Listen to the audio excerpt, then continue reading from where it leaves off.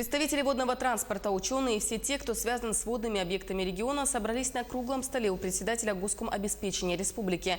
Основным вопросом обсуждения стало негативное гидрологическое явление на реках Якутии. Кроме этого, обсуждали и то, как идет сегодня судоходная кампания и доставка грузов. По словам первого зампреда Госкомобеспечения республики, подобные обмеления рек бывали и ранее в Якутии.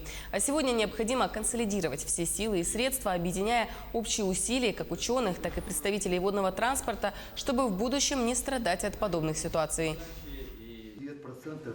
Конечно же, река Лен, она достаточно глубоко изучается сегодня. И есть очень большие наработки, которых надо оживить, поднять и уже над этими проблемами работать. Это, наверное, в первую очередь, это обеспечение города Якутска питьевой водой, акционерным обществом «Якутводоканал». Вопрос, который сегодня на повестке дня, в такое время, когда река обмелела, оно стоит на первом плане.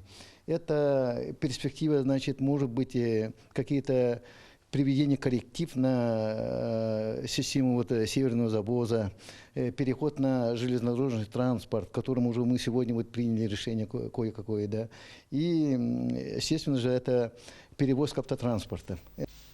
Завтра в Алекминском, Алданском и Нерюнгринском районах республики ожидаются дожди, местами сильные. Существует вероятность подтопления пониженных участков местности, размыв мостов, дорог местного значения и нарушения транспортного сообщения между населенными пунктами. При этом отмечается, что умеренные дожди и ливни снизят задымленность в районах и благоприятно скажутся на лесопожарной обстановке.